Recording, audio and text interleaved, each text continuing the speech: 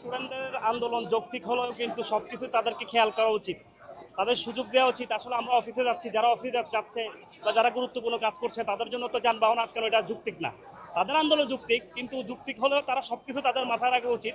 তা তবুও আমরা সাধারণ মানুষ চাই আসলে সরকার সবসময় ছাত্রদেরকেই নজর দেওয়া উচিত, তাদের সবসময় দাবি মেনে নেওয়া উচিত। আর আমরা চাই আসলে সবকিছু ভালো চলুক, আমরা ইনশাল্লাহ যেন তাদের ফলপ্রসূ ইনশাল্লাহ ভালো চলতে পারে, এটাই আমাদের চাওয়া।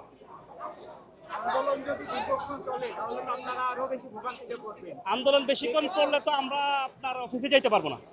এখন অফিস তো আমাদের করতে হবে, সরকার তো আমাদেরকে অফিস বন্ধ দিবে না। এখন তাদের সমস্যার কারণে আমাদের সমস্যায় পড়তে হয়। তা আমরা আশা করি সরকারের কাছে চাই এটা বিবেচনা আনুক। আর যারা আন্দোলন করছে তাদেরকে বলি যে তোমরা সব দিক বিবেচনা করে তোমরা আন্দোলন করো, শান্তিপূর্ণ আন্দোলন করো, কখনো উগ্র আন্দোলন করা উচিত না, আমি যেটা মনে করি আর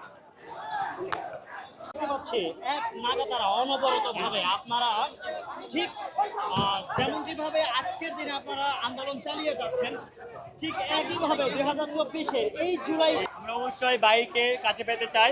তারপরও আমরা বলতে চাচ্ছি হচ্ছে আমাদের প্রতি যে অত্যাচারটা হচ্ছে, যে টর্চারটা করা হচ্ছে আমাদের এসএসসি ক্যান্ডিডেট। আমি একজন এসএসসি ক্যান্ডিডেট, গতকালকে পরীক্ষা দিয়েছি। পরীক্ষার প্রশ্ন পাওয়ার পরে আমার যে অবস্থা ছিল সেটা অন্যান্য স্টুডেন্টরাও জানে, আমার মতো যারা পরীক্ষা দিয়েছে। আমাদের প্রতি যারা যে টর্চারটা হচ্ছে মূলত এটার কারণে আমরা রাস্তায় নেমেছি।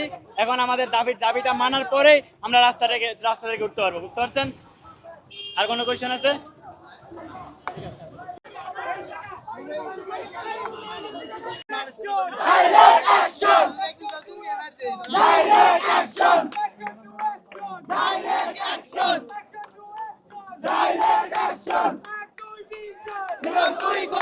শিক্ষা নিয়ে রাজনীতি, শিক্ষা নিয়ে রাজনীতি, বিলম্বের পদত্যাগ, বিলম্বের পদত্যাগ।